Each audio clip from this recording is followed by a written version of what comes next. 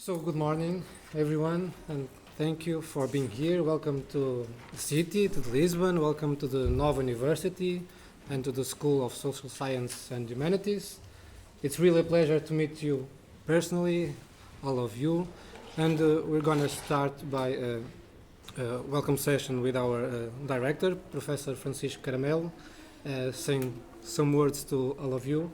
And then also the keynote speaker, Professor Fernanda Rollo. She is the coordinator of DESIR project, at least from the Portuguese side of the project. And we'll have plenty of time to have also a presentation from your side, for all of you, and also from Marco and Elizabeth that came here from DARIAH and are also part of this wonderful team, and I would like to thank you for everything, and Inês Castanho also from the Portuguese side of the team, and all the people that you probably met downstairs that are here to help you with some technical stuffs, with logistical things. And thank you everyone, and Professor, please, thank you. Thank you, Felipe. Good morning, everyone. Welcome to Lisbon. Welcome to NOVA School of Social Sciences and Humanities of NOVA University of Lisbon. Welcome to all colleagues, specialists.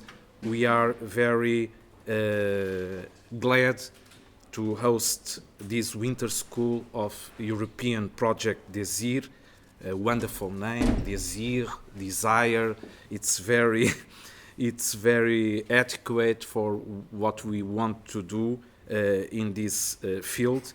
This project is under the joint organization of DARIAH and the NOVA School of Social Sciences and Humanities. As you know, I think, we are a school of social sciences, arts and humanities. Arts is not on our designation and on our name, but we are a school of arts, also of artistical studies. And we are aware of the importance of practices of responsible research and open science. Of course, we know we have much to do in the future. Under the supervision and dedication of Professor Fernanda Rollo in the last years, maybe 7 years more intensively, NOVA School of Social Sciences and Humanities has been very conscient and aware of the important research, data management, curation, sharing, preservation and reuse of data. Our research units have done recently an important work regarding the open access, but we must be one step ahead. And today, the goal is not only the digitalization and digital repositories only. We must go further. We are very conscient in NOVA of the responsibility of our task and the importance of infrastructure like ROCIO, which was created and implemented by Fernanda Rollo, and ROCIO, DARIAH, and their importance are huge for us. Universities have nowadays a long way in front of them, mainly in what regards social sciences, humanities, and arts. I sincerely hope, this meeting will contribute to deepen the network and to implement a larger awareness of the importance of those strategies and goals. Thank you all. I hope you have a very fruitful meeting for you and for us. Thank you.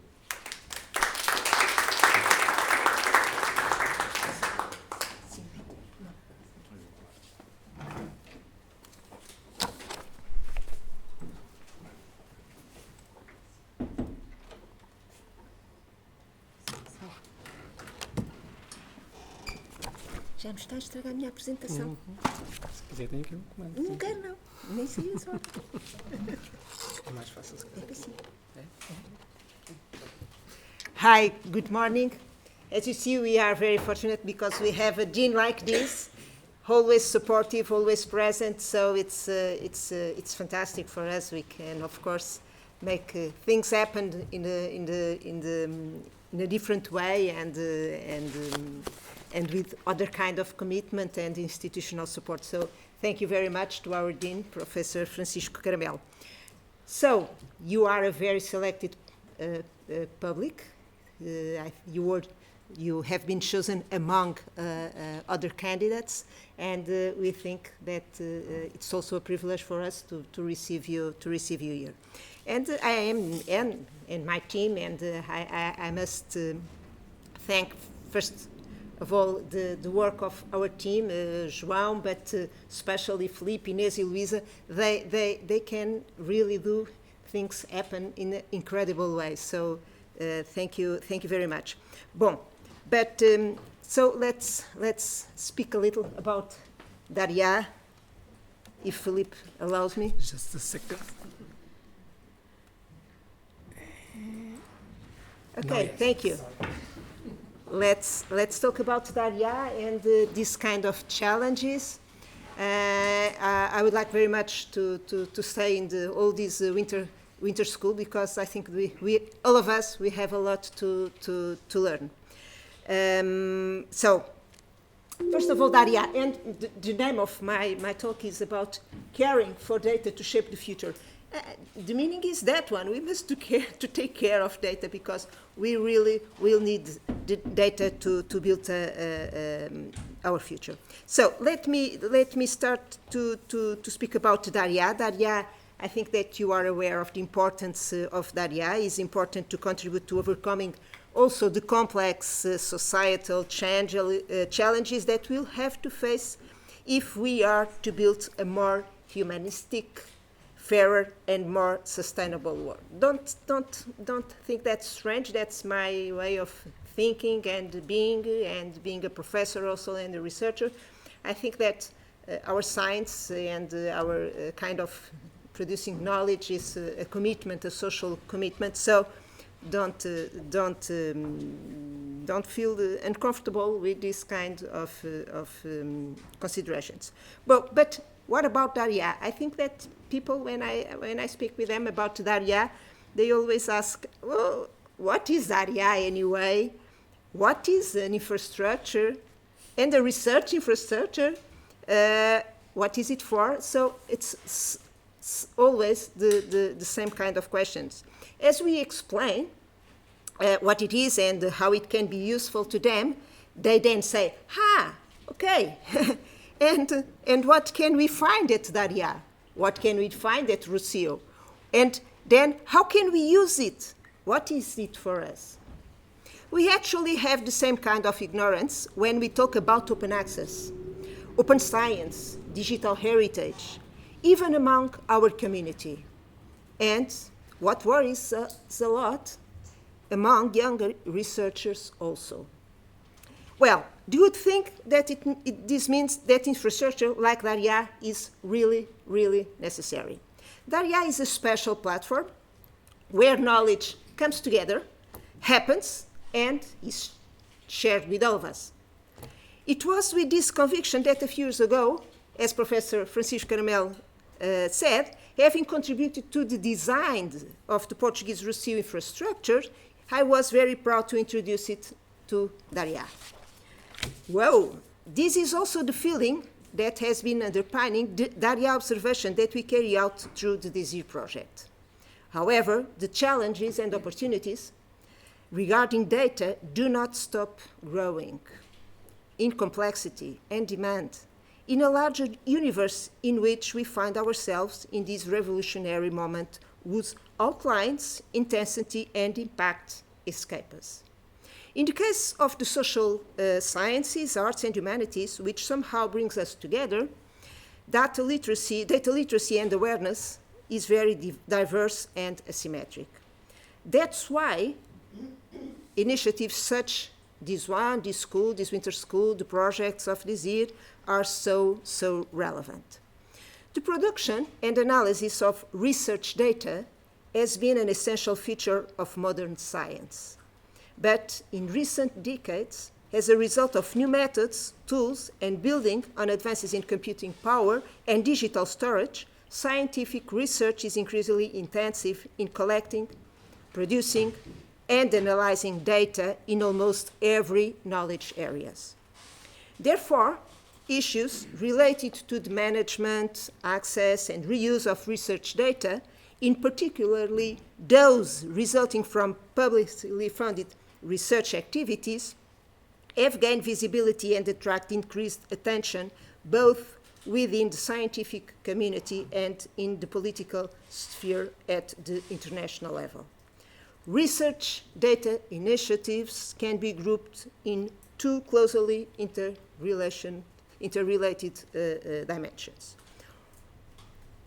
On the one hand, the infrastructure, services, standards, and protocols needed to ensure the collection, preservation, and access of data, which can generally be referred to as a curation or data management. On the other hand, legal and ethical conditions, policy requirements, and practices that promote access, sharing, and reuse of data beyond the initial context in which they were collected. Talk about data in the context of the social sciences, arts, and humanities is primarily about the ability to aggregate, contextualize, and analyze them in a unique ecosystem involving higher education institutions, research institutions, archives, libraries, repositories, museums, other kinds of cultural institutions. Data sharing presents several opportunities for science and innovation, breaking down territorial, institutional, and disciplinary barriers. At the social and economic level, it facilitates access to information in an ethical way, enhancing the creation of value and return of public investment. It has enormous potential for education, for training, and even for governance by improving transparency and trust of society in government institutions. However, large-scale data opening poses in itself a challenge to science and technology. But let's not forget, data is always social by nature. The way in which they are collected, worked, processed, stored, and communicated is rapidly evolving, changing the landscape and paradigm of knowledge creation. I would like to focus on 7 topics relating data with challenges and responsibilities of the digital humanities. First, awareness and training, like this. Digital heritage, the frightening and the overwhelming loss of digital heritage, preservation of digital heritage, organization of digital heritage, collaborative work, and a cultural change. So, about awareness and training, this image is naturally ironic, but at the same time, it represents the perception of a large number of researchers and students when confronted with the need to learn more and more tools to handle data. In the last decades, the commitment to education and training has achieved extraordinary results throughout the world, but the structural deficit of qualifications remains strong and socially unequal. The deficit on skills in all age groups limit our potential for innovation and creativity, threatening the social and territorial cohesion of Europe in particular. The general deficit of qualifications, the asymmetry in the access to education, and the low rate of data literacy represent some of the main difficulties for the modernization of European higher education area and the innovation system. So, I think that we must improve, create more opportunities for this kind of skills as a complementary training in the curriculum at all levels of training in our universities. Today we are talking about new ways of knowledge, new ways of working, new ways of communicating, and even new ways of thinking in a challenging digital era that can be at the same time a constraint and an opportunity which can contribute dramatically or, on the contrary, to mitigate gap of access and fruition to knowledge between countries. The numbers are well known. It is estimated that around 7,000 to 1 million digital skills jobs will be created next year, in 2020. In Portugal, the estimate is around 15,000 places in digital skills for the same period. But half of the population does not have basic digital skills, and practically 1/3 has never used the internet, with severe problems in the most vulnerable groups, the elderly, the economically disadvantaged, and also those with low levels of education. Bearing this context in mind, the opportunity to be here today is fundamental to discuss how might we foster the development of collaborative learning, environments, landscapes, and anticipate the skills of the future. And we also rely on you to train other researchers, other students. We are, of course, aware of the difficulties and challenges inherent in the sharing of research data. Adequate infrastructures, funding, new research methodologies, adaptation to different disciplinary requirements and very diverse formats, preservation, storage, access and use, protection of intellectual property, privacy and anonymization, safeguarding, and also the safeguarding of commercial interests, among other questions. But I think that our focus should be primarily on capacitation. The capacitation of the academic and scientific community for the management, duration, sharing, and preservation of research data, filling the gap between the research and academic activity and data curation so that it can be used and understood by researchers and reusable by society.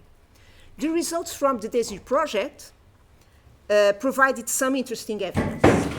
First, the DESIR survey was implemented in the scope of DESIR project to analyze the sustainability of DARIAH in order to firmly establish it as a long-term leader and partner within arts and humanities research and teaching communities. The respondents were asked whether they use digital infrastructures in order to disseminate their work.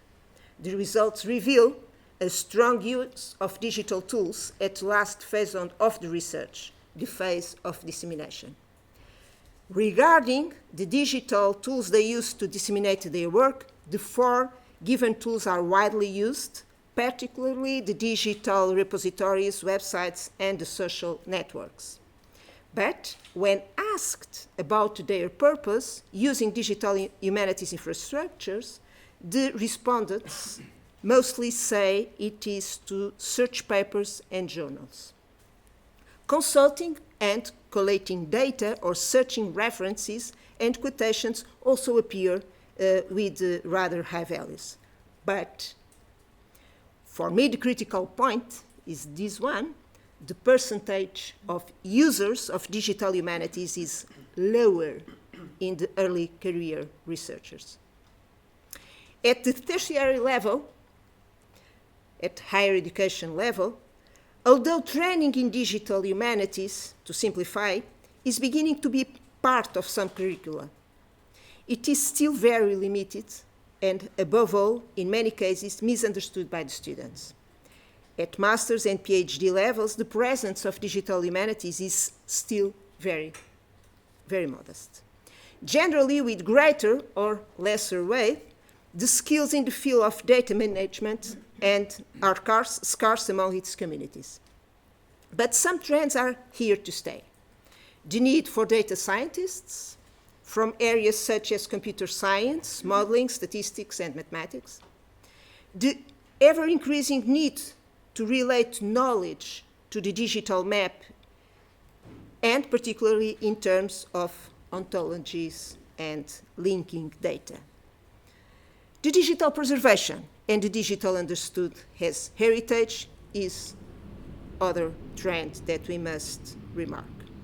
The challenges posed in the data plan, its management, curation, analysis, and interpretation imply substantial change in the way institutions and researchers look at the knowledge they produce, with an impact on platforms and tools to support scientific activity.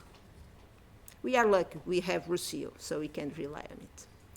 On October 17, 2003, in a session of the General Conference, UNESCO adopted the Charter on Conservation of Digital Heritage. It was defined that was meant as digital heritage, unique resources of human knowledge and expression, whether cultural, educational, scientific, or administrative, as well as technical, legal, medical, and other kinds of information created digitally or converted into digital form from existing analog resources. It was further emphasized that this heritage, while increasing, could exist in any language, in any part of the world, and in any area of human knowledge or expression. 6 years later, in 2009, UNESCO Director General Matsuda sent all ministers in charge of each member state's relation with this institution exactly the same charter on the conservation of digital heritage, drawing attention to the indispensability of its application and recalling the responsibility of each one. The Charter evokes the essential questions that arise today, or, in other words, it refers to everything or almost everything. Firstly, the use of access and promotion of accessibility to digital heritage. Second, the need of finding a right balance between safeguarding the rights of creators and other right holders and the interests of the public with regard to access to such heritage. 3, the threat of digital loss. Over such the main reasons for such loss, including the technological obsolescence, the uncertainty of funding, the ineffectiveness of public authorities, in particular as regard to legislation. And 4, also the attitudes of people and institutions that continue to be, in many cases, resistant of or unable to keep up with the perception of the threat of loss and the very evolution of technology and the potential and possibilities offered by digital heritage, particularly in the field of research and to broaden creation and diffusion of knowledge. For all these reasons, urgent action had to be taken in 2003, 2009, and it is still imperative to act today. What about if Notre Dame was digital? However, much has been achieved, of course, notably thanks to the digital humanities, but much remains to be achieved. The digital revolution is overwhelming and unstoppable. This is a digital sculpture. What kind of institution is taking care of its preservation? Not the museums or archives or municipalities. So our heritage, even cultural heritage, will be, of course, digital in a very large scale. So the loss of digital heritage is too rapid and inevitable. The preservation requires anticipation, the cooperation and collaboration of academic fields, strategies, knowledge, infrastructures, research, policies, financial resources and awareness, commitment, and the engagement of all stakeholders in our ecosystem. I underline the idea of the political commitment, institutional commitment. This is perhaps one of the most complex challenges and, at the same time, one of the most pressing responsibilities facing digital humanities today: the safeguarding of memory and the preservation and enhancement of the digital heritage in which it is increasingly embodied. It is important to define appropriate legal and technical frameworks, norms, procedures, and good practice in a collaborative way. It is also indispensable to ensure the existence of reliable digital preservation systems that guarantee the authenticity and integrity of the information, its preservation and curation, and its accessibility. It should also be added that it will be of little use to store and store and store a lot of information if it is not accurate, credible, and accessible.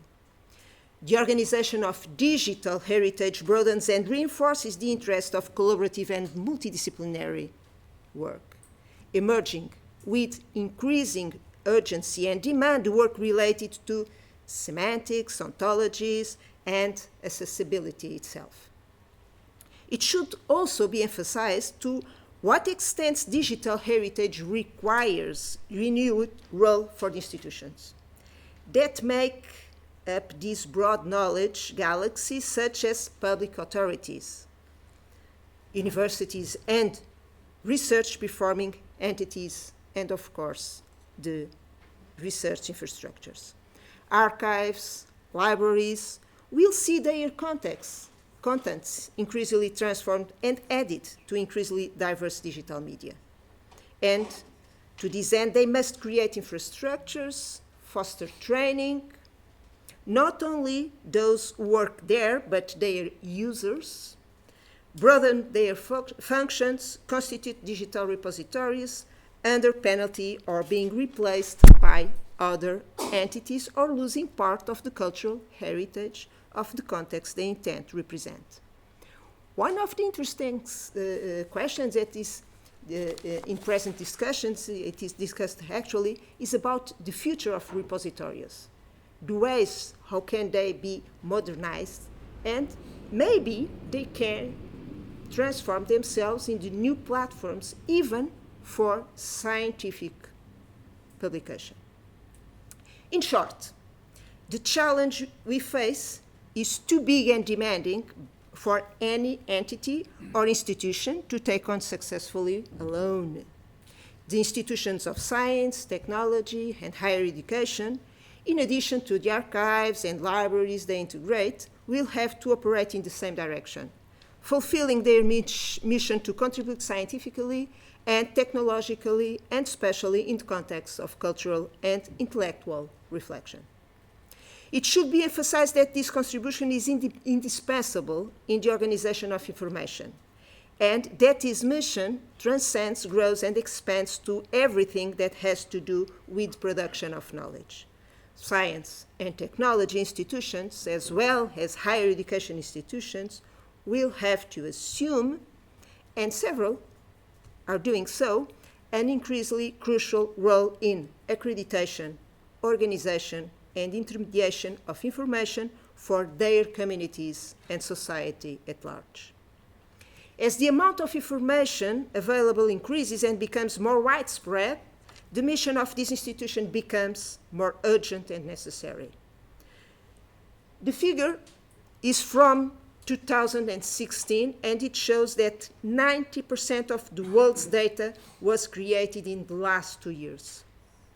It becomes imperative to create the right conditions to safeguard scientific production, fulfilling the historical and civilizational responsibility for the preservation and fruition for our heritage and collective memory.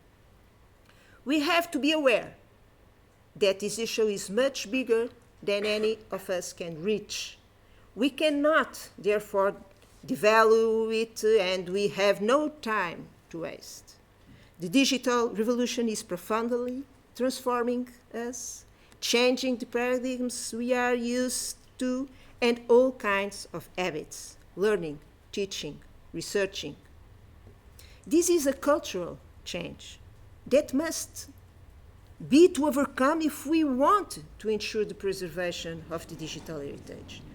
The longevity of this knowledge, the perpetuity of this legacy depends on it, and the academic and scientific community is not fully aware of this inexorability. On the other hand, the digital universe increasingly allows the creative possibilities and the production of new knowledge to be expanded, especially in the field of humanities. But if, once again, if there is a framework and infrastructures and training and skills and acquisition, accessibility, and as a vital condition, if the community understands and wants it. From a perspective that is not overly optimistic, it is naturally and expected that the need, familiarization, and discovery of the possibilities and potential that the digital world provides will eventually settle in, and that the pressure for training and demand will come. The digital revolution has provided a unique opportunity for the widening and dissemination of heritage and cultural heritage, understood to its fullest extent.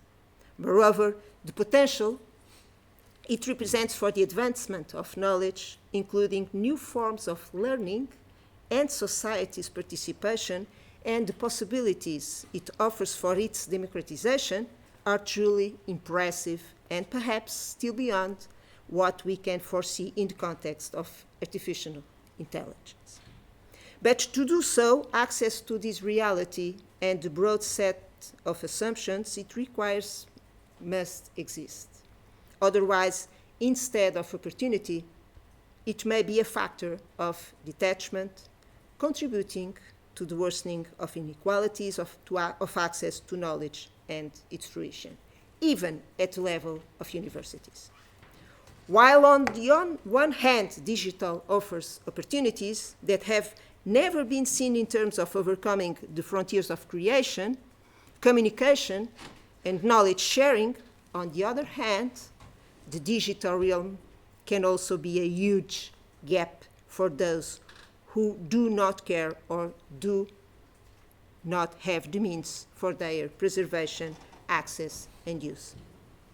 In the field of science and knowledge, one of the recent trends with expressive transformative potential lies in what we generally call open science. Scientific knowledge is a public asset, which should be inclusive, accessible, and available to the benefit of all. The open science agenda represents a new commitment to society in the production, access, sharing, and use of science and knowledge in general, and its contribution to sustainable development, to building a fair and with better well-being society. Yet, the open science ecosystem is wider and extends beyond the scientific and technological system in multiple relations in which it meets its diverse partners as to social and political dynamics. It crosses several circumstances, particularly after the affirmation of the digital era.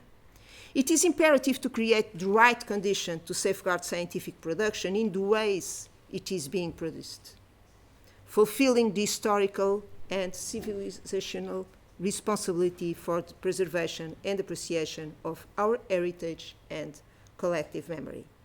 I understand open science in accordance with the global movement that advocates to make scientific research, results, data, and its dissemination within reach of all. Open science is much more than the availability to open access of data and publication, is the opening of the scientific process as a whole, and a new way of looking at the process of production and use of knowledge. Open science assumes, in short, a vision and a broad political, social, economic, and cultural commitment. It implies that change are assumed in the context of scientific publication and communication, in the models of scientific evaluation and financing of scientific activity, and, above all, it implies a cultural change of all those involved in scientific and knowledge production ecosystem. Repositories and repositories networks are crucial for the development of the various dynamics. I have evoked, as well as the development of research infrastructure and networks and other tools that enable and enhance the sharing of knowledge via digital. Some final remarks. I would like to highlight two areas of action that at this stage seems to me to be fundamental. It seems to me that one of vital strategy axes should be to stimulate, inspire, and help young researchers to make science and to contribute through it to the society in which we live. The relationship with society seems to me to be fundamental. Expanding the dynamics of citizen science, shared science, scientific responsibility, reinforcing and acting to give visibility to the contribution of the arts and humanities to knowledge. It seems to me imperative that the humanities persist in renewing their methodological and even epistemological dynamics in order to adapt to the ongoing changes in data landscape, contributing in particular to the reflection and interpretation of the transformation of their own learning and research processes, including their relationships with communities and a society in which the digital reality is increasingly dominant. Finally, I will always strive for sharing, making available knowledge and its reuse in a serious, responsible, and transparent way. I believe in science as a social commitment, as I told you. I see the opportunities and threats of this changing time and understand that the digital revolution is very, very powerful and can be a huge advantage for some, but also a risk of alienation for others. I believe that the challenges that the future holds can only be overcome with knowledge, and the role of the humanities, the arts, and social sciences is vital. I am an historian, and looking to the past, although history has so many atrocities, I still think we have good reasons to believe that only if we work together can we build a more just and peaceful world. I believe that education, training, is the most powerful tool. I still believe, as Nelson Mandela inspired us, in the power of education for social equality and for the preservation of peace. I also think that we need to improve the alliance of creativity, imagination, and knowledge and their sharing. Maybe that's why I think DARIAH's mission is also so important. So, providing skills to the academic and scientific community and including citizens. Next time we must invite citizens to this winter school. But providing this kind of skills and including citizens on scientific process and knowledge sharing will represent some of the main social challenges for the next year. So you can start today, and I wish you a very fruitful work. Thank you.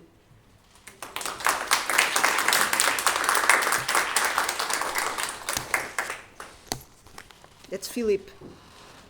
No? That's not me. I have more, I guess. So, if Fernanda is okay, we can have some time for discussion, for some questions from all of you. Yes?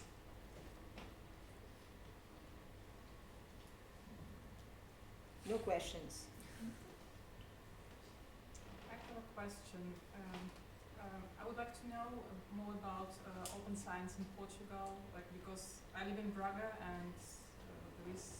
You live in Braga? I live in Braga and in our university, I wouldn't say that this is a very popular concept. Which one is your university? Universidade do EU, Okay. at least in humanities. So. Okay. Do you know Eloy Rodrigues? Sorry. Do you know Eloy Rodrigues? No. Okay. I wish we had a Eloy Rodrigues here in our university. Universidade of Minho was one of the first universities who thought about and worked and contributed to the building repositories and other kind of structures that make open access possible today in Portugal.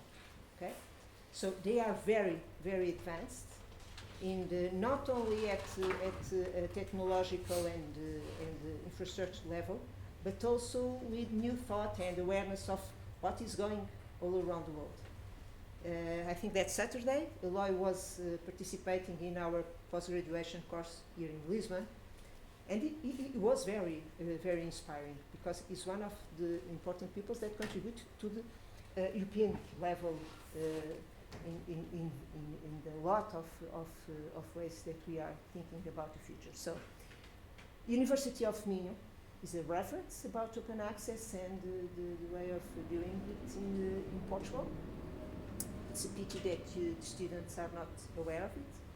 And at level of our country, I think that we made some good steps forward to the implementation of a national policy for open science, and I think that's very, very fruitful, and even with implications at evaluation and funding levels for the research activities. Okay? We have good performance. I don't have, but I can share it with you at repositories from our institutions, not only universities but also the polytechnics institutions, and we have good experiences in other components for open science, even citizen science, open innovation, and so we are in line what is happening in other countries. But the discussion is important, mostly at the level of the scientific and academic community, who is not aware about it. Okay. Can I add something to that? I mean, open access and repositories all around Europe, it's something that we work on, like many years ago, and we walk, let's say, into that road. But what about the researchers? How can we convince the researchers to open their data? Do you need funding in order to do that, like to have an open notebook or to have open data on their projects? How do you convince them, especially in humanities? I have two kind of answers. One political correct, and the other is not politically correct. The other one. Okay. You can only convince them if you threaten them with the evaluation and funding. Yeah. Unfortunately. But it's not entirely true. The movement for open access is important. The commitment of important communities of researchers is incredible. And I think that it will end to get the commitment of the researchers, even in humanities. When people understand the impact of their work, if they work with digital tools, if they see their results and even their data preserved and curated, I think that, but we must do an incredible work of awareness and the pedagogical work.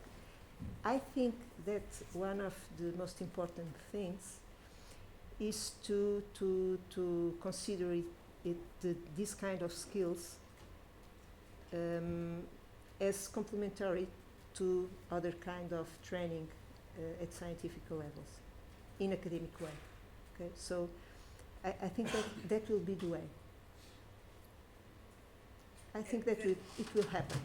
It's difficult to take away the fear of the academic. The fear, that kind of fear is based on lack of transparency or ignorance. Okay, that's my understanding.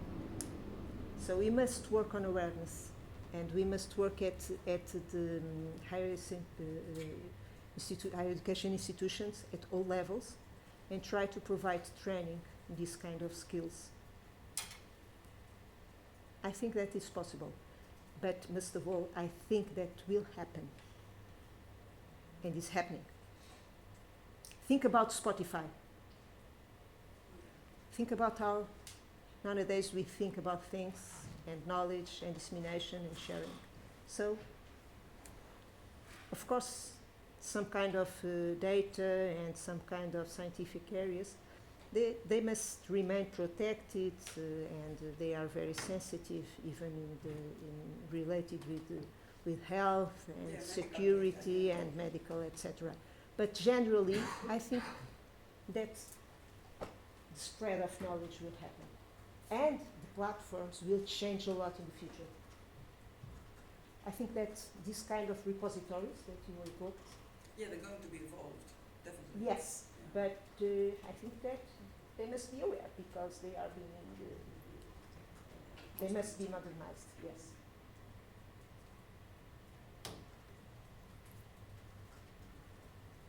So, other questions? Or we'll do a... Which are the perspectives that you foresee for these repositories? What do you mean by being modernized? Because the repositories are like silos of information nowadays, okay? They are not prepared to introduce other kind of possibilities to research. So, and they are not also think as a platform for publication, scientific publication, for instance. And they are not connected with other kind of research infrastructures. So they will modernize or they will die. But it's possible. And one of the trends that is simply at European level, and I think that's important, because we must reuse this kind of infrastructure. You can, of course. So I think that's possible, but the institutions and the repositories must understand it and be involved. It's possible, but they don't have lots of time. And we need it, because our scientific production is there.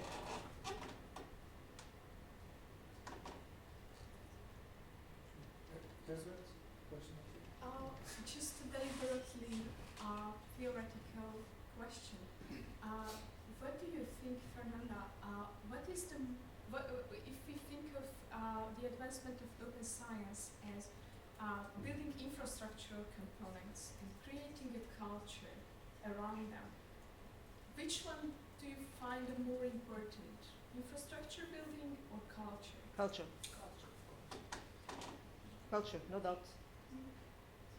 But what worries me about open science nowadays, and I said it lots of times, we must be sure and guarantee that open science does not substitute the business of the scientific publication. And that's happening in some countries where the golden access is really the way to guarantee the economic interest of other kind of publication. So, and also that needs the cultural transformation to resist and avoid it. So I think that culture, no doubt. But that's more difficult to get it, of course. One question? Since you are Yes, I'm just worried because Dean wants to leave and he's Because you said you are a historian and you mentioned about the digital heritage, that everything needs to go on a digital format, you know, everything needs to be digitized. No, I did not say that. I don't think that everything must be digitized. What I see is that a huge part of our heritage nowadays is digital born, and we are not taking care of it. That's the problem. Okay? So, you saw the digital sculpture, but the installations in museums, our scientific production, it's all digital. Yeah, they're not archived, these kind of things. No. And what it's archived is not curated. So we are losing it. Internet Archive is doing Sometimes. some kind of work on that. Yeah. Yes, but it's not enough. Yeah. Think about our own production, our own computers, our own data. Okay? I always give the same example. Think about the notebook of Einstein. They were in paper. If they were digital, or from Leonardo da Vinci. So I'm an important researcher. What about my heritage? What about the heritage of our colleagues, our researchers, our professors? Oh, yeah. Okay? Yeah, that's a big thing, you know. So I'm not only reporting to the legacy of common people, but that's also important. Our photographs, they are digital, or they are born digital. Who's taking care of that?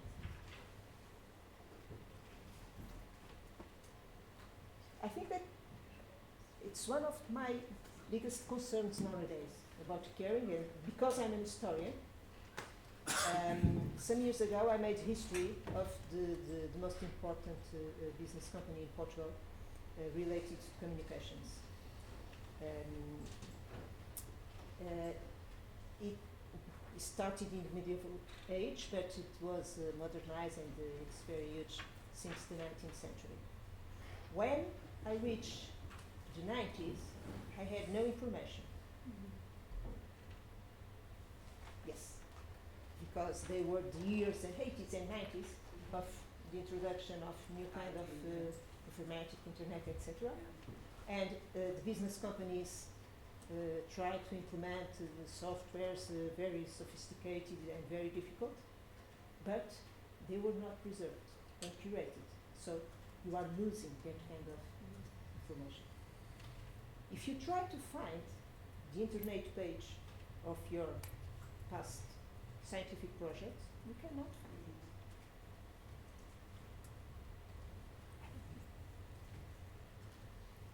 For historians, our grandchildren and the next generations, they will not have access to this kind of information. You need policies. Of course we need policies. No, we don't need, of course we need policies, but it's not enough. We have some kind of policies. But if you don't have the institutional commitment of the institutions where knowledge is produced, and cultural institutions, and the awareness of people individually, will not be successful.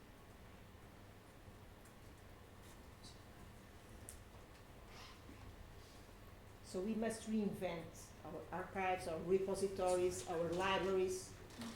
We must reinvent ourselves. We must think of us as if we were Spotify, and what about if our data and the scientific production, if it was a CD or a music? Try to imagine a solution as Spotify. You can guarantee also the property, the intellectual property, the author rights, everything is preserved, and even with more transparency and respect. But we must imagine that to build it. And we have no time, because the digital revolution works very, very, very rapidly, so we have no time.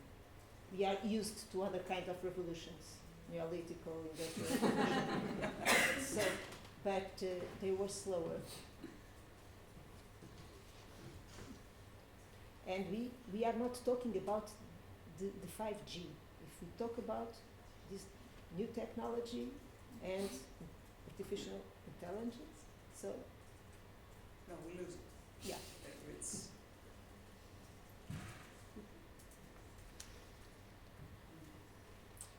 So, well, let me thank the Professor Fernanda Rollo for this amazing presentation.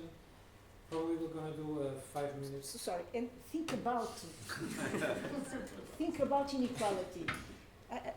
We did not presented a map that reproduces the distribution of knowledge, the production of knowledge at planetary level. Okay, if you think about the inequality that the digital revolution can produce, if you don't act, you risk to leave some kind of the most fragile communities. They can be left behind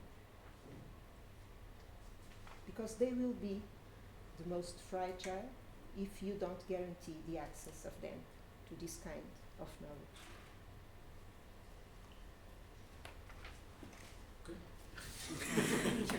So thank you.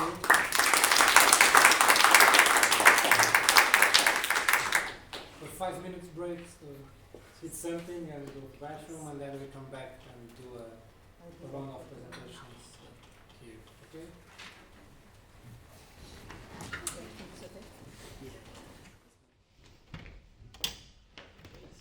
Hello everyone, I'm Marco Laciti. Probably you know me already. I studied you over the last few months, and so I've co-organized the Winter School with Portuguese colleague based here in Lisbon, and so today I will present the DARIAH infrastructure. I'll give you a brief introduction, and then I think we have time left then after the presentation for a few questions, of course, if you have, and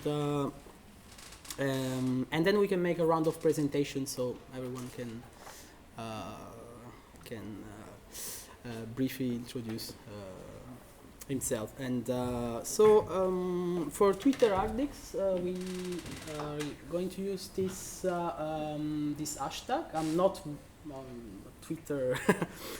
I barely have a Twitter account, but if you have experience with that, please use the hashtag and send comments, picture, whatever you would like to share with the Twitter community. And I present, and then another thing. So passing this list to Felipe, and just a list of constituent lists, so we can see who's here and maybe who's not today. And so my presentation will focus on digital tools, shared data, and research dissemination. So the example of DARIAH-EU. I'm the European Project Officer in DARIAH since 2014. So, I'm going to introduce the DARIAH research infrastructure, and already a question answered by Fernanda Rollo. And but what is a research infrastructure? When we talk about research infrastructure, we can use the definition given by the European Roadmap for Research Infrastructure, which is done by the ESFRI, which is the European Strategic Forum for Research Infrastructures. And so research infrastructure are facilities, resources, or services of a unique nature that have been identified by pan-European research communities to conduct top-level activities in all fields. So we have infrastructures in social and human sciences, but there are many other in all fields of research, so medical science and physics, whatever. There are quite many in Europe. So the definition of research infrastructure includes human resources, covers major equipment or sets of instruments like collection, and then as well as knowledge containing resources such as collection, archives, and databases. And research infrastructure can be also single-sided, distributed, or virtual. Distributed is DARIAH, for example, is a distributed research infrastructure. Another definition of what is an infrastructure is that infrastructure gets below the level of work. So actually infrastructure function as a network beyond the day-to-day work of every researcher in every discipline. So infrastructure are not supposed to force researchers and disciplines to work with a specific way, but rather supports the different needs of practices. And what do we mean by research infrastructure is that there are the national and international scales of investments in shared research capability that go beyond what any single institution or even nation can support. So there's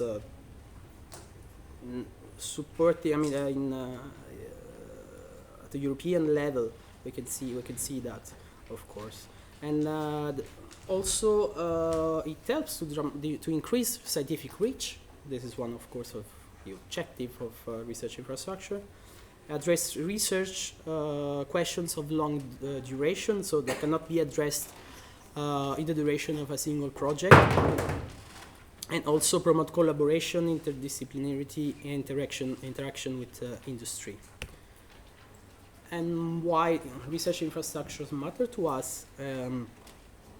Because we can use them to build a new shared infrastructure to provide access to networks, data, and knowledge for researchers, brings greater efficiency and insight in work, enhances pathways for research, visibility, reuse, and impact, and facilitates better alignment with shared standards and policy frameworks, such open science, and increases opportunity for seeking collaborative funding, and promotes long-term sustainability of research outputs.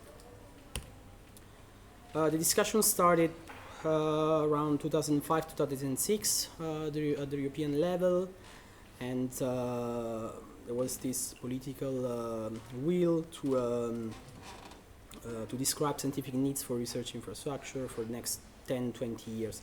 So, and now there, if I'm not wrong, there are more than 50 research infrastructures in Europe at the moment. An example of research infrastructure you can see here. So apart from DARIAH, there's in linguistics, there's Clarin, this European research network that works in the field of archiving and processing of language-related resources in the humanities and social sciences. There's ERI, which is research infrastructure for Holocaust research, and European, of course, all of you probably already know it. CESDA, which is European Social Science Data Archives. Infrastructure, ELIXIR, for example, is a distributed infrastructure for life science information. And if you want to know more, we have created within the European funded project Parthenos a training suite, and within this training suite there is an introduction to research infrastructure. So if you want to know more about research infrastructure, just you can go to the Parthenos website and have a look at this training suite. And well, have you heard of DARIAH? Maybe now probably yes. I hope so, at least. So this is a group picture of one of our annual event in Paris last year. And so DARIAH is a pan-European digital research infrastructure that enhances and supports digitally enabled research and teaching across the arts and humanities. And it was one of the first actually to be added to this S3 roadmap in 2006, and then it became an ERIC, which is a special legal status in Europe for European Research Infrastructure Consortium, and it was officially then created in 2014. This is history of DARIAH. We're going to skip this quickly. Just after 15 years, we can say that we are in our operational phase. But we can go through. And this is our member. So how it works in DARIAH. So we're not funded by the European Union, maybe could be logical somehow, but we're funded by members actually. So there are countries with their ministries that fund our work. And so we had 15 founding members back in 2014. And we have, since 2014, we got 4 members. The last one is the last 2 actually in 2019 were Bulgarian and Czech Republic that joined DARIAH, and we have cooperating partners. So there are institutions that are not formally member, but we try to collaborate with them also, kind of officially. And DARIAH's mission is to empower research communities with digital methods to create, connect, and share knowledge about culture and society. So what we try to do is share knowledge to create new connection inside through networking, training, and projects, sharing tools, of course, sharing data to allow new projects to start from a higher baseline, sharing networks to build key relationship and, of course, seek funding. Sharing also voice to be heard in the European national policy debates. So this is more or less the DARIAH community. We try to figure out how many stakeholders we have, but maybe it's not interesting here, and we can skip to the to our main pillars, so our strategic pillars. And you can see we have 4 main or core themes in DARIAH. The first one is the marketplace of reusable tools, services, data, and knowledge. The other one is education and training. Another one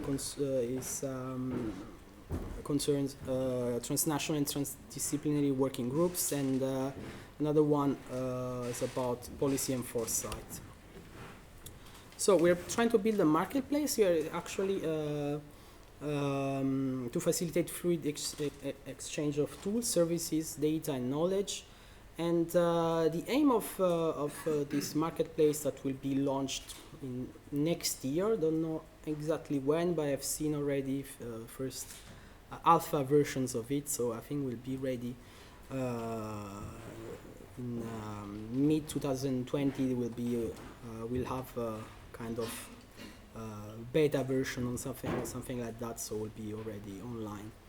And so the marketplace will ensure access to tools, services, data, and knowledge that are tuned for use and reuse by arts and humanities researchers. And the aim is to ease the flow of contributions from creator to user for the benefit of both. In a way that provides the context researcher need when evaluating how to shape the research. And the center point is to build this art and humanities friendly component for the European Science Cloud, which is on one of another now it's quite pushed forward by the European Commission, will be main component in the next years. And this is done by, in the framework of another project, which is called SHOCK, and runs until 2022, if I'm not wrong. And so we are working currently on that. Other services that we offer, for example, one of the example is again with the Partners project, we created a Standardization Survival Kit, which is meant to stabilize knowledge on standards and research good practices. And so, and this tool, I mean, the aim of this tool is to accompany researchers along these routes. I mean, giving them access to standards, best practices in a meaningful way through the creation of research scenarios. And this is an open tool, and of course users are also able to publish new scenarios if they, of course, if they wish, and can also adapt existing ones as well.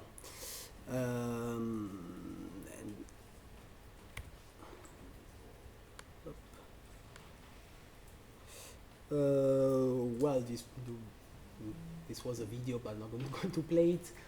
There's a digital humanities course registry as well that we run as a central service in DARIAH, and to give an overview of DH courses in Europe. It's useful for students who trace DH courses. They may be interested to attend.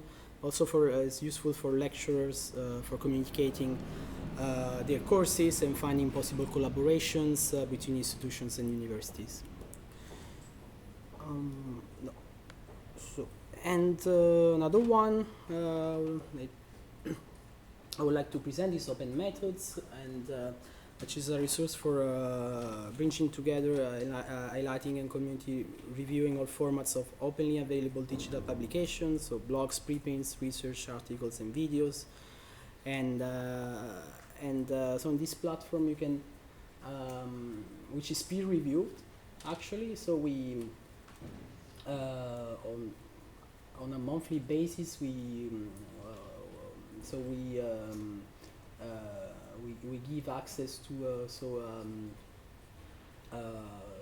interesting openly available digital publications. And as I said, it could be blogs or videos, and it helps facilitating cultural changes, but spreading open access information, how to use tools, how to work with data, and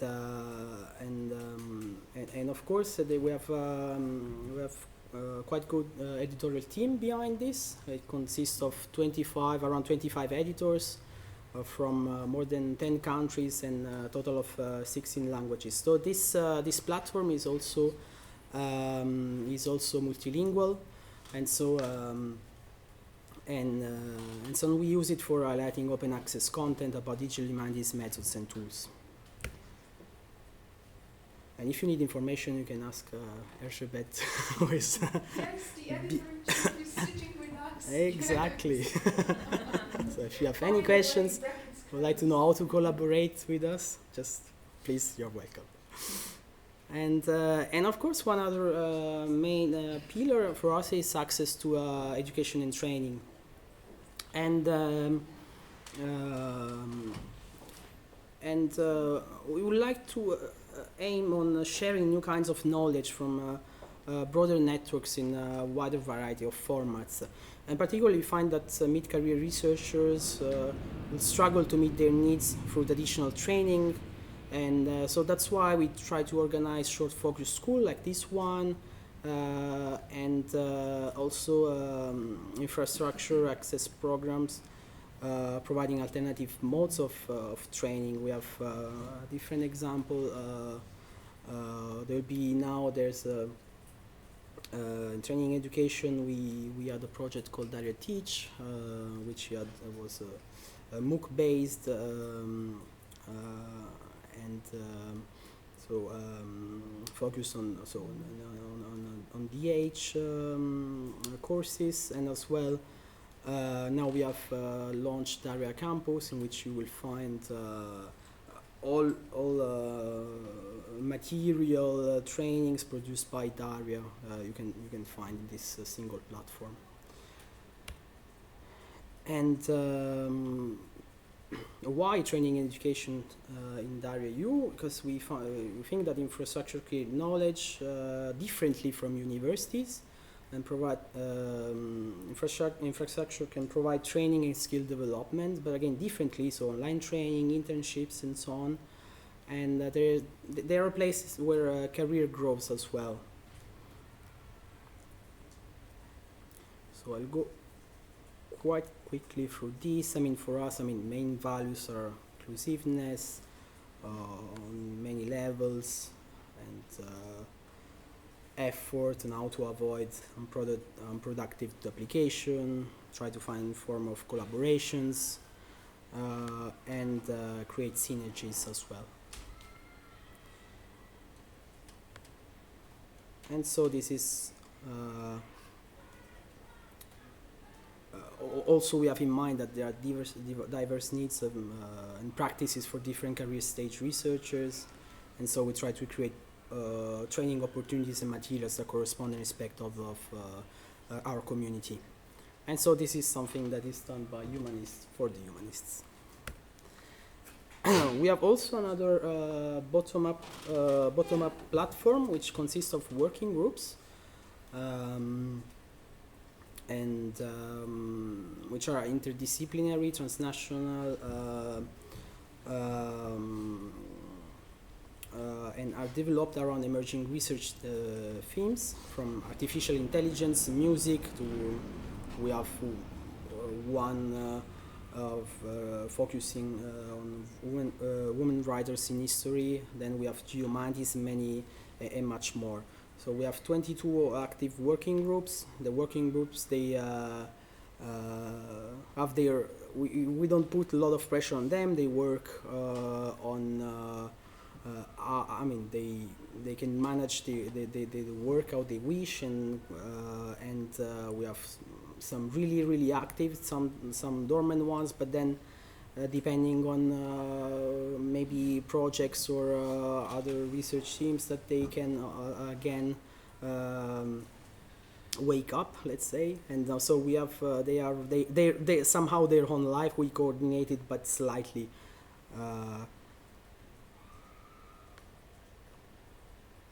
And working groups that we try to make sure that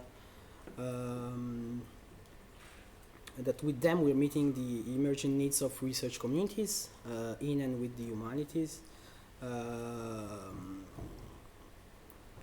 They give us a platform for engagement as well, and they give researchers a non-competitive, non-time limited, lightweight transnational mechanisms to organize themselves. So they also have some opportunities for funding through an annual funding scheme, and so they are also encouraged to collaborate and work with researchers outside DARIAH. And you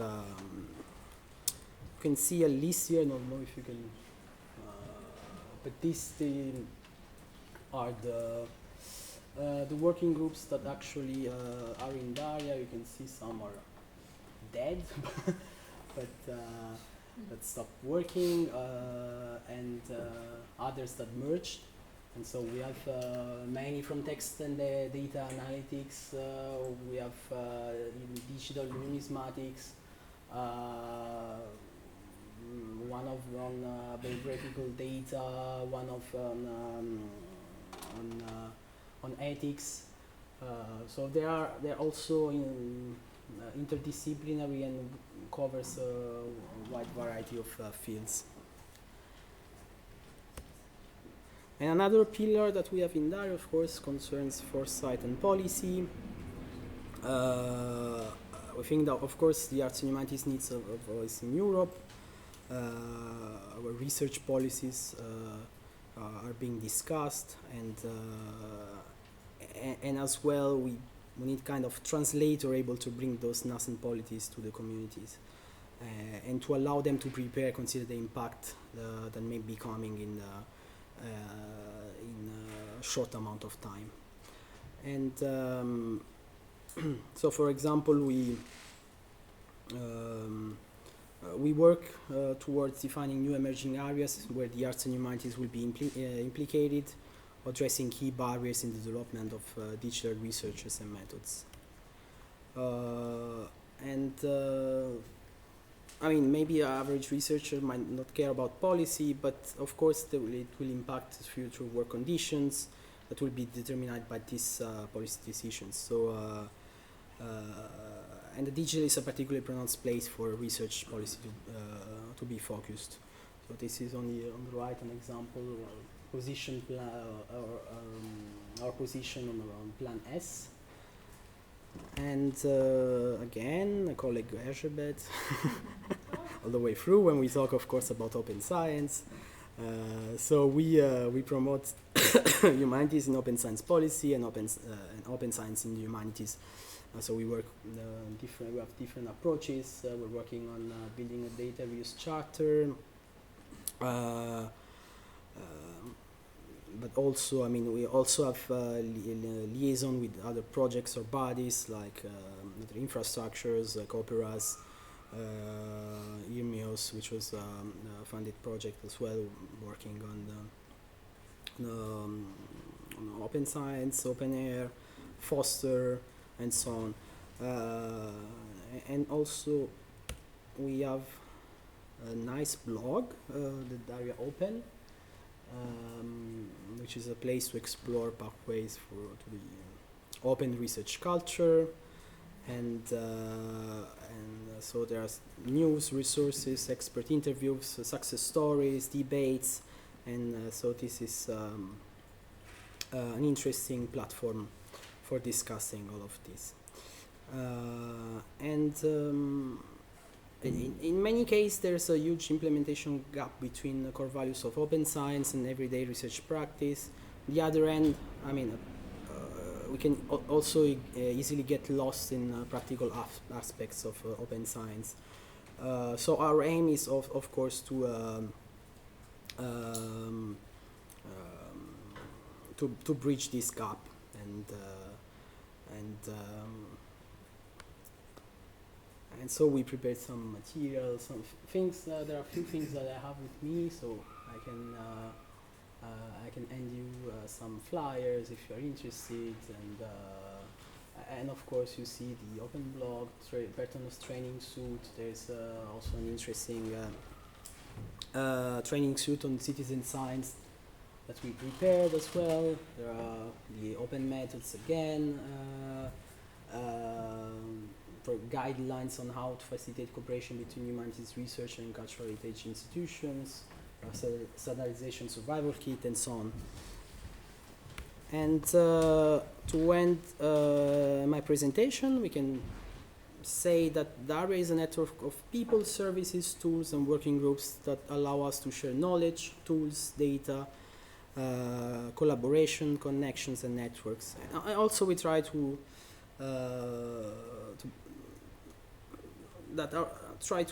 ensure that our voice is heard in European national policy debates, and for instance, of course, about the future of scholarly communication. And that's it for my presentation, and if you have questions, please, you're welcome.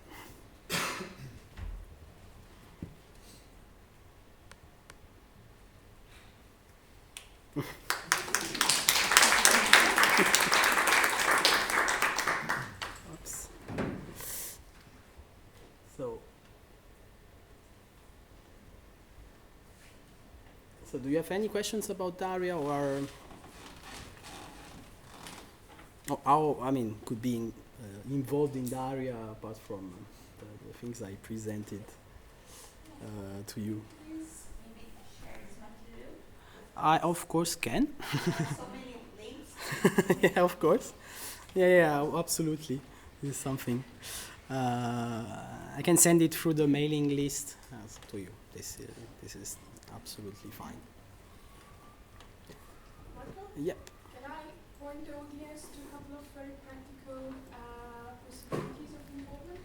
So I would recommend you to check out the working groups first, whether you find something that is totally relevant to your research. As Marco told, we have lots of types, music AI,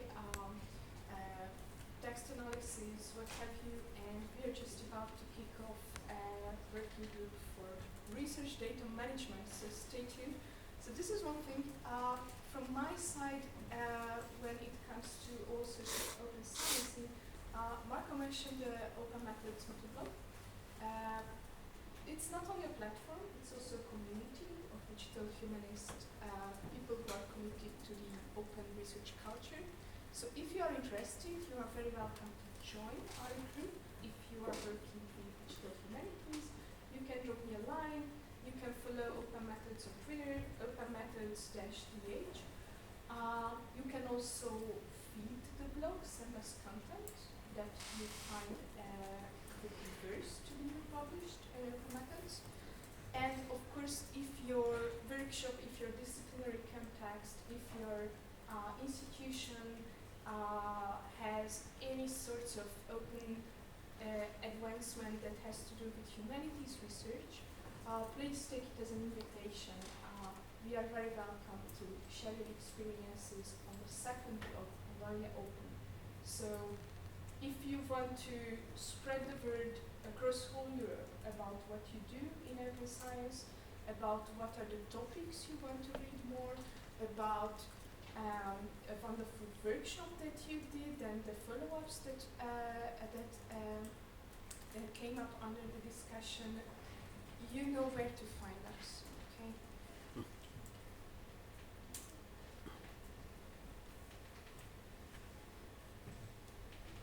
Okay, any other questions, or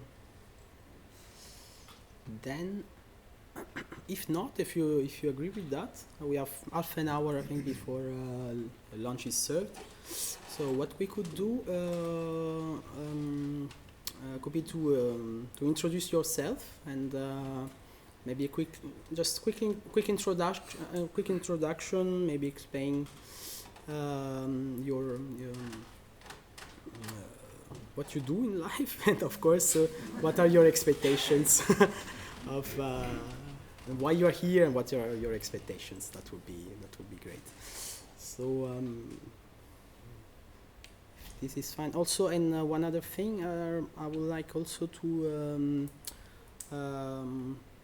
for the next sessions to have some community notes. I mean, there will be interesting discussions, and I think would be good. I mean, I will create maybe a Google Doc in which we can so we can take notes together. And if I overcome my Wi-Fi issues, I will do that during lunchtime. But I will let you know before the next session starts. And so please, maybe you can start from here and then. Hello everybody, my name is Georgia Grammaticou. I'm a librarian. I work as such for I don't know how many years, I don't think. I have worked both in school libraries and research institutions and academic libraries as well. My latest post is with Portugal University of Social and Political Sciences in Athens. I work in a digital library, a digital accessible library for people with print disabilities at the moment. Open science and in general, open data and data management is always and has always been the core of my work, let's say, the core of my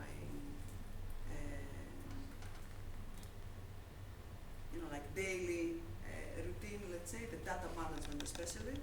And I'm here hoping to get a deeper familiarity with these concepts of big data and data management in the humanities in general. And of course, digitization projects that I have worked in the past and hopefully work in the future as well. Please. My name is Hardy Schwamm. I work at the National University of Ireland in Galway. I've just started there this summer. Before that, I was 10 years in the UK, where I also worked as a research data manager. So I'm a librarian. We have a big digital humanities school in Galway. And because I only started, I'm trying to make links. So I guess one of the benefits from attending here is preparing me better for making these links between library and the digital humanities cohort, which again is quite sizable. Yeah, that's probably. Thank you. Hello, my name is Paulina. I study in Braga. I'm doing a European master degree in lexicography. Lexicography is about dictionary making, and when we make dictionary, we need some data. We work with corpora, we build corpora ourselves. We also create online dictionaries, so it's all about data reusability, data preservation, open to data, and that would be nice to learn more about it, because in my course of studies we do not discuss these issues. Hi everybody, my name is Alessandra. I'm a research associate at King's Digital Lab, but I'm also a teacher of Greek and Roman art and archaeology at King's. So my interest in coming to this school is to probably enhance my research tools, including digital tools. My work focuses mostly on religion, and I feel that this is a topic that can really benefit from having more visualization and digital outcomes, but it's also a bit of a stiff and old style type of methodology that is associated to it. So I'm trying to bridge this gap and finding a better way to engage the public in studying ancient religion. Thank you. Hello, my name is Barbara. I come from Zagreb, Croatia. I work as research assistant at the Institute for Development and International Relations. I'm also, I work, my research is related to digital culture, especially policies related to digital culture, and I'm doing a PhD. And my thesis concerns generating values from open data, especially when it comes to heritage institutions. So that's why I'm here. Hello everyone, my name is André. I am told I'm the only guy participant, Portuguese guy here. I'm doing a PhD in the University of Coimbra in Portugal, and I'm from the archives domain. So my thesis is about metadata, authenticity, standards, and the archives have been changing a lot of the digital. Now, the terms that are being talked about is about data, semantic web. So it's a bit different, but in the same, everyone is trying to share data and make it reusable and interoperable. So I've been dealing a lot with research data management, but from the perspective of information science. And I'm here because I'm curious to see the approach and the methodologies from the digital humanities perspective. That's it. Hello, my name is Eva, and I also come from Zagreb, Croatia. I'm a librarian. I work at the Faculty of Humanities and Social Sciences, and I'm also involved in some national infrastructure building in Croatia, like the network of repositories or the Croatian portal for open access journals, and I'm involved with publication of open access books. But what interests me most here is similar, like colleague, the perspective of humanities scholars in this area of digital, data management, because I know a lot about that in social sciences, but with humanities it's something completely different, and this is something that could be very interesting to hear. Well, I'm Philippe. Apart from being the member of this organization, I'm also a researcher and historian and contemporary history.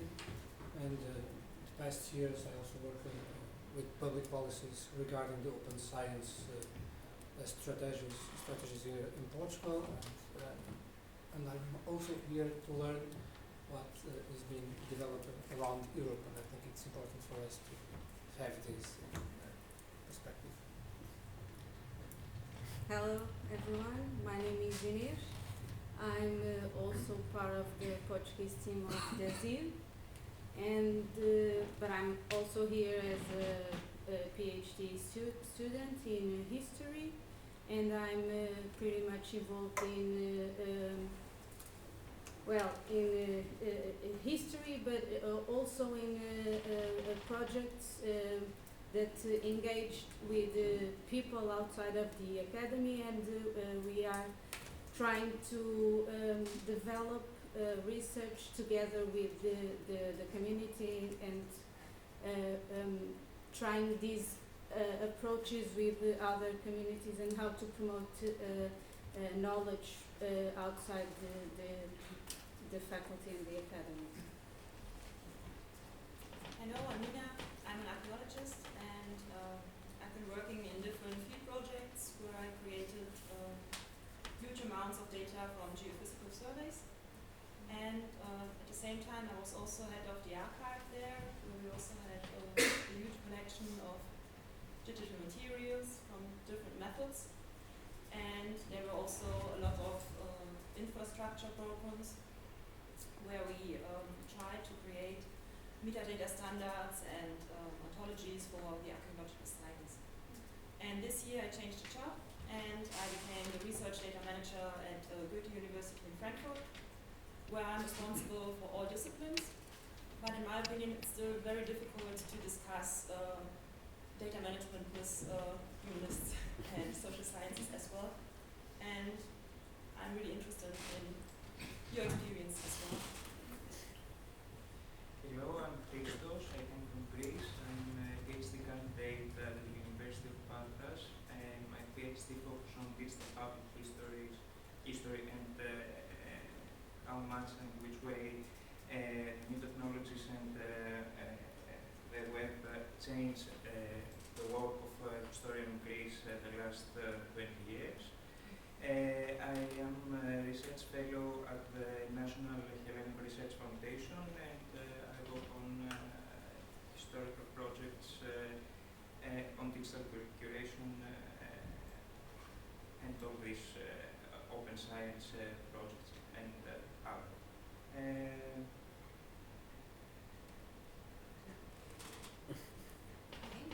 Hi everyone, my name is Papa. I'm from Czech Republic. I work as a librarian at the Faculty of Arts, and we are recently working on a project which is part of the DARIAH network, and we are trying to support our community of researchers and provide them with some system archive or repository to protect the research results after the initial funding ends, which is a big problem at our faculty because we had a lot of different digital collections which are slowly degrading over time.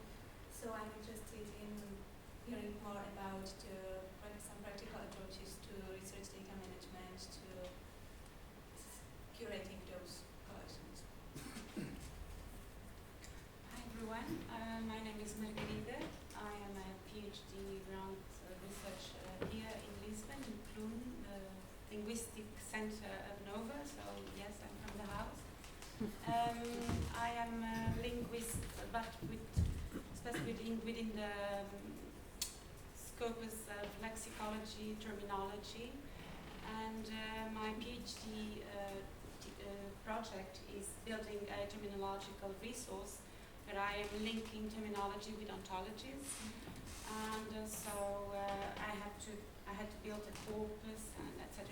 And I'm very curious about the open science idea and all the tools that digital humanities work with, and I think it's a great opportunity because the specific domain I'm working with, it's cork, it's industry, and cork has a long history in Portugal, and I'd like to make a bridge within the modernity and the historical part of the cork. Well, my name is Aisha Bertozzi, as Marco already mentioned. I'm the Open Science Officer of DARIAH.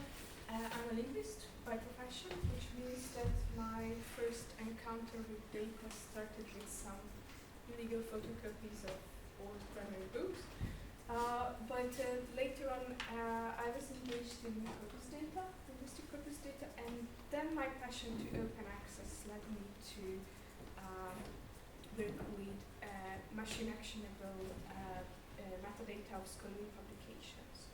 So that's it about me. And in the afternoon session, we are going to look at, as Nina mentioned, why it's not that easy to talk about data, to talk about data management, the humanities scholars, and what are the tips and tricks that are at our fingertips.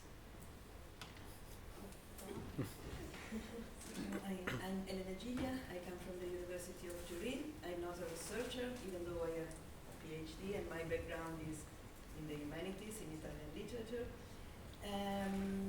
Now I'm the head of the Open Science Office, so if you want to know everything about open science, just feel free to ask.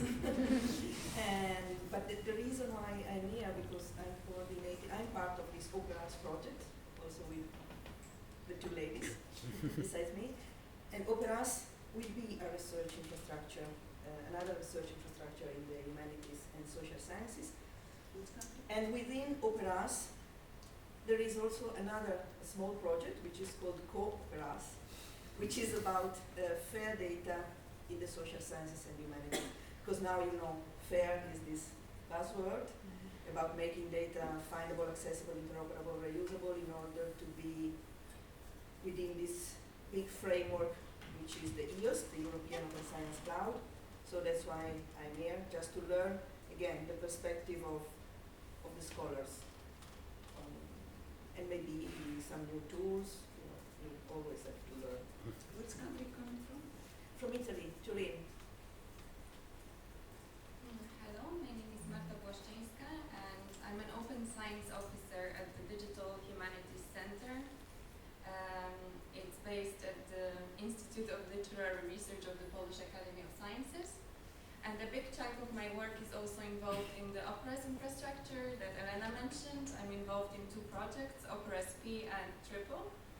But maybe my main interest at this winter school is in the data management plans, because I've been asked by the Institute, just to remind you, it's Institute of Literary Research, and I also have different background, sociology.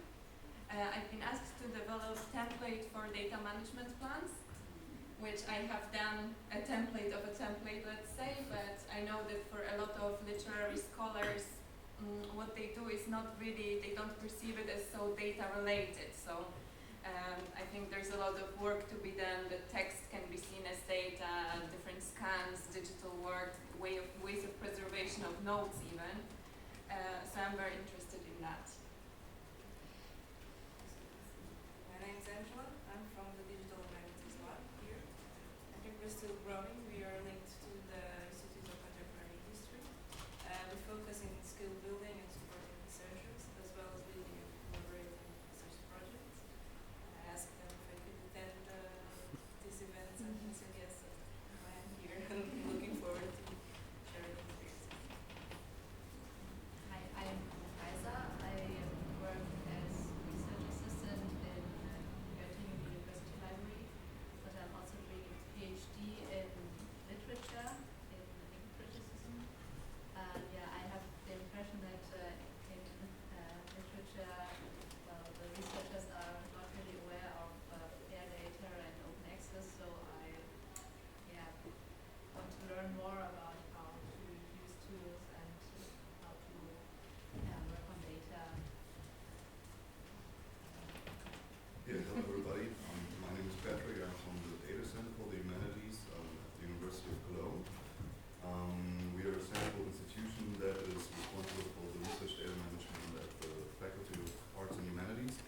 So we are doing research data management in the humanities, and we support researchers at the faculty in questions on research data management. And in this context, I do my PhD as well, and I try to develop abstract language to describe needs and services related to research data management, and try to develop a standardized way to document research data management and workflows to deal with requirements of research data management in the humanities, with a focus on the Faculty of Humanities and Arts in Cologne.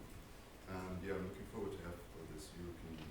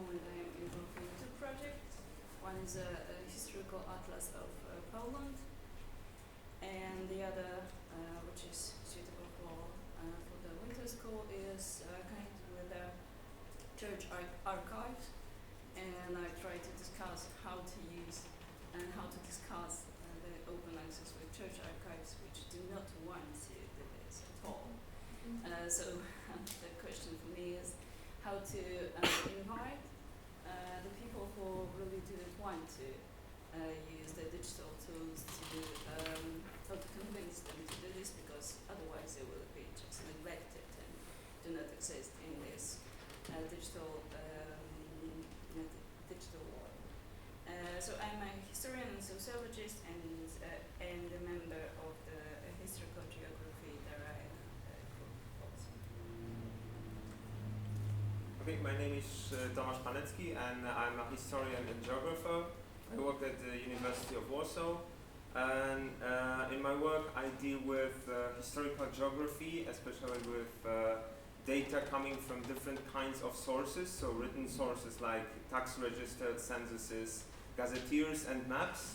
And the main question here is how to how to link the data coming from various kinds of sources as a source data, so to say. And the second thing is how to collect the source data and transfer or convert it to the critical data, to outcome data, so that historians and geographers and other scholars could use them, and how not to break the link between the sources and the critical data, the outcome data we use as historians and geographers. So in my work I also use upper level ontologies such as Sidox theorem or BFO.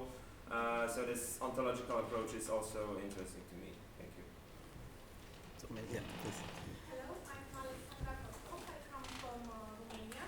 I work there as a lecturer at my university. I teach English morphology, vocabulary and grammar, and English for psychology.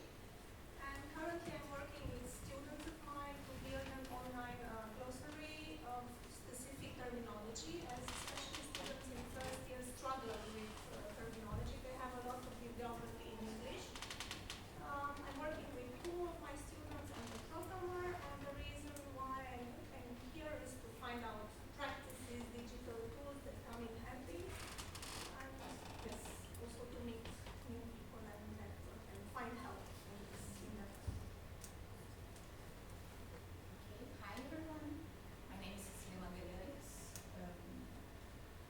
I'm Brazilian, but I'm studying a PhD candidate in University of Coimbra in a program called Materials of Literature. Although my background is in design, there now I'm working specifically with digital critical editions with the Book of Sprite Archive, or in Portuguese, o livro do arquivo do livro desassociado. That it's a digital humanities project. Though it's more than a repository, it's more like a simulator of literary practices. So the archive there has some Web 2.0 tools, and I'm studying how people, how users generally can handle the platform in how can I say this, in creative ways. So I'm trying to understand how people use the archive according to this specific affordances, but also beyond it. So I'm here because of that, I have this ethnographic component of my project. So I'm working with creative workshops to engage people, but also to record these practices as data. So I'm here to understand how can I improve my methods, since I'm not working, my data is more ephemeral now. My data is based on practice. That's it. Thank you.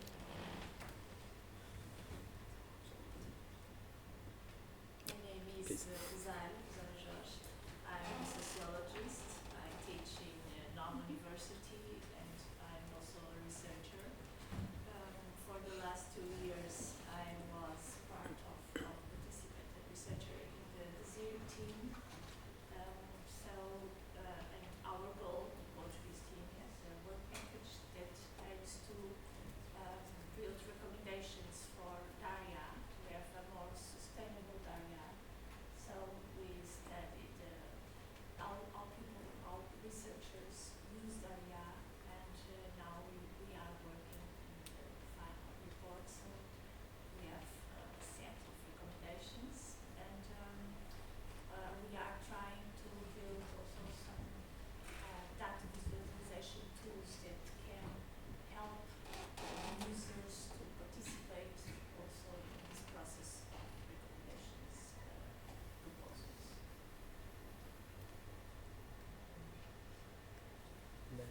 please. Hello everyone, my name is João Fernandes. I am a political scientist, but I have been also involved in the DESIR project for the last 2 years. And so I took some part in organizing also this winter school, and I hope it will be very useful for all of us. Hi, I'm Luisa.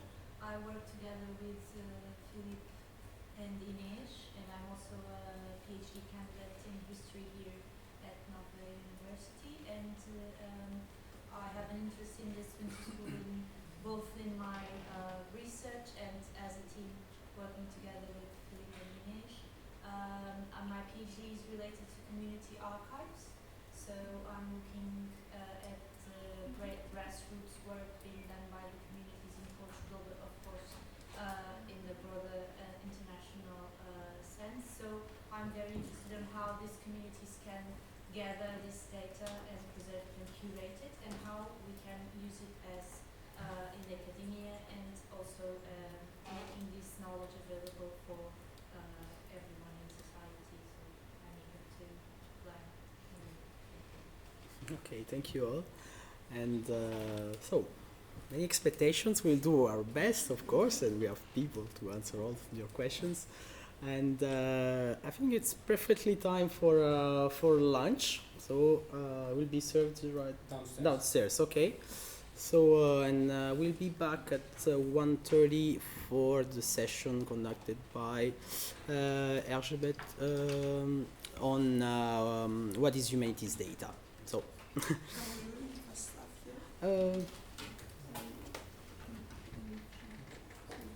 we can. Okay.